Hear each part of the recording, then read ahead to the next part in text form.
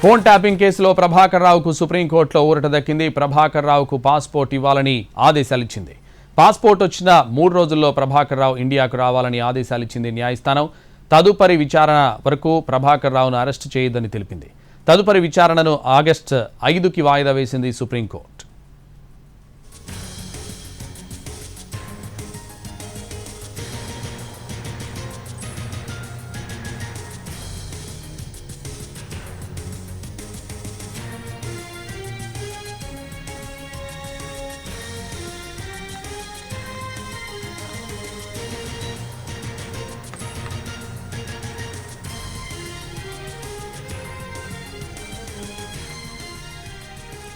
Phone tapping కేసులో ప్రభాకర్ రావుకు సుప్రీంకోర్టులో ఊరట దక్కింది. ప్రభాకర్ రావుకు పాస్పోర్ట్ ఇవ్వాలని ఆదేశాలిచ్చింది. పాస్పోర్ట్ వచ్చిన 3 రోజుల్లో ప్రభాకర్ రావు ఇండియాకు రావాలని ఆదేశాలిచ్చింది న్యాయస్థానం. తదుపరి విచారణ వరకు ప్రభాకర్ రావును అరెస్టు చేయొద్దని తెలిపింది. తదుపరి విచారణను ఆగస్టు 5కి వాయిదా వేసింది సుప్రీంకోర్టు.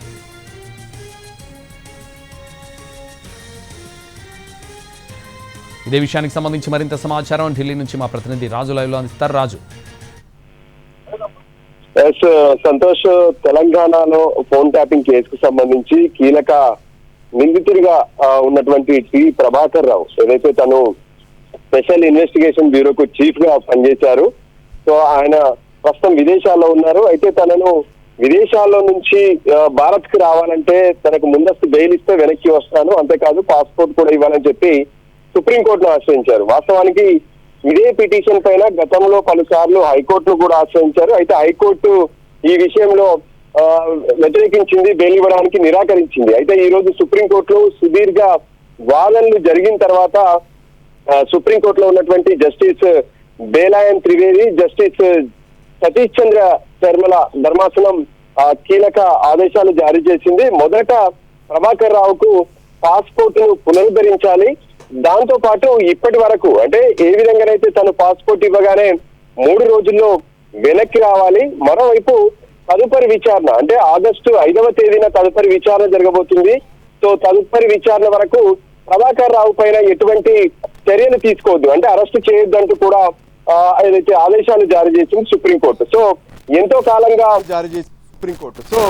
ఎంతో కాలంగా ఫోన్ ట్యాపింగ్ కేసులో కీలక నిందితుడిగా ఉన్నారు, A1 గా ఉన్నారు ఏదైతే ప్రభాకర్ రావు. అయితే ఆయన వెనక్కి వచ్చే విషయంలో ఇప్పుడు ప్రస్తుతం అయితే సుప్రీంకోర్టు క్లియరెన్స్ ఇచ్చిందని చెప్పుకోవచ్చు. వాస్తవానికి రాష్ట్ర ప్రభుత్వం తరపున, కేంద్ర ప్రభుత్వం తరపున ఏదైతే సోలిసిటర్ జనరల్ తుషార్ మెహతా వాదనలు వినిపించారు. అంటే రాష్ట్ర ప్రభుత్వం తరపున సిద్ధార్థ లూత్రా హాజరవుతే అటు కేంద్ర ప్రభుత్వం తరపున సోలిసిటర్ జనరల్ తుషార్ మెహతా హాజరయ్యారు.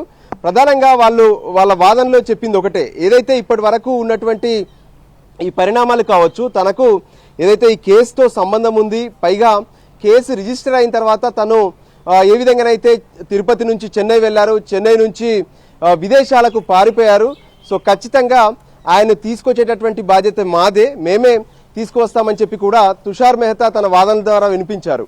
అయితే అతనే వస్తానంటున్నప్పుడు ఎందుకు ప్రభుత్వమే వెళ్ళి తీసుకురావాల్సినటువంటి అవసరం ఉంది, ఖచ్చితంగా అతనికి అవకాశం ఇవ్వాలనేటువంటి వాదనను కూడా ఎవరైతే దామా శేషాద్రి నాయుడు అటు ప్రభాకర్ రావు తరపున వాదనలు వినిపించినటువంటి పరిస్థితి కనిపించింది.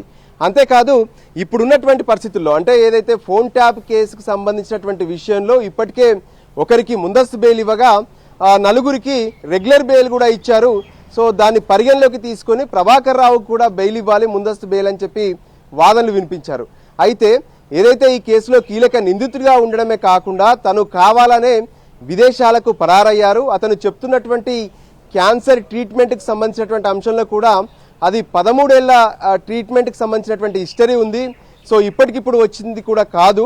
సో ఖచ్చితంగా ఆయన్ని ప్రభుత్వమే వెనక్కి తీసుకువస్తుందనే విషయాన్ని కూడా అటు వాదన ద్వారా వినిపించారు. అయితే పిటిషనర్ మాత్రం ఈ విషయంలో ఏ విధంగానైతే అంటే తను వెనక్కి వచ్చేందుకు సిద్ధంగా ఉన్నాను అంటే ప్రభాకర్ రావు తన పిటిషన్లో పేర్కొన్నటువంటి అంశాలను పరిశీలిస్తే తాను వెనక్కి వచ్చేందుకు సిద్ధంగా ఉన్నాను, అంతేకాదు ఈ ఫోన్ ట్యాపింగ్ కేసుకు సంబంధించినటువంటి వ్యవహారంలో పూర్తి స్థాయిలో విచారణకు సహకరిస్తాననే విషయాన్ని కూడా స్పష్టం చేశారు. కానీ తన వెనక్కి రావాలంటే తనకు ముందస్తు బెయిల్ ఇవ్వాలనేటువంటి ఏదైతే అభ్యర్థనను కూడా సుప్రీంకోర్టు ముందు పెట్టారు.